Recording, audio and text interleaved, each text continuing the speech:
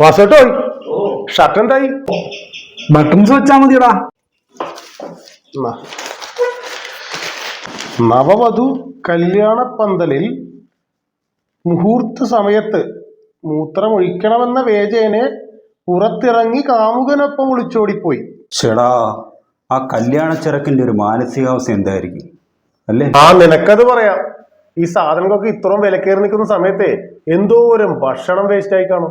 പൊട്ടന് lottery അടിച്ച പോലെ ഈ കാമുകന് ചുളുവിൽ ഒരു പെണ്ണിനെയും കിട്ടി, സ്വർണവും കിട്ടി.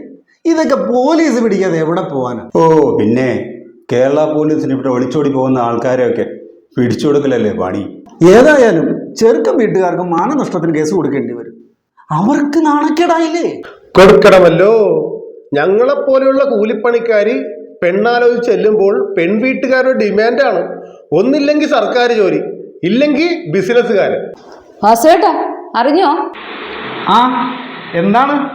കുന്നുംപുറത്തെ രാഘവേട്ടന്റെ മോളില്ലേ, ആ കൊച്ചു ഒളിച്ചുകൂടി. അയ്യോ, എപ്പോഴായിരുന്നു? ഞാൻ അറിഞ്ഞില്ലല്ലോ.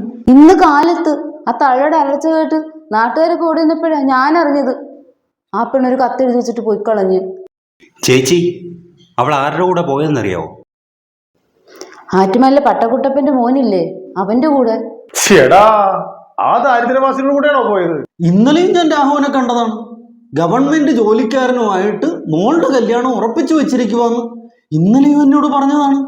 എന്നാലും ഗതികെട്ടവന്റെ കൂടെ ഇറങ്ങിപ്പോയി കളഞ്ഞല്ലോ. കഷ്ടം. ചേട്ടാ, ഈ കാമുകൻ എന്ന് പറയുന്ന കൂറകൾക്ക് ഇവന്മാർക്ക് പഠിപ്പും വേണ്ട, ജോലിയും വേണ്ട, കുടുംബ മഹിമയും വേണ്ട. ചേട്ടാ, പ്രണയിച്ച് കെട്ടാൻ താല്പര്യമില്ലാത്ത ഞങ്ങളെ പോലെയുള്ള കൂലിപ്പണിക്കാർക്ക് മരുന്നിന് പോലും ഒരു പെണ്ണിനെ കിട്ടാനില്ല.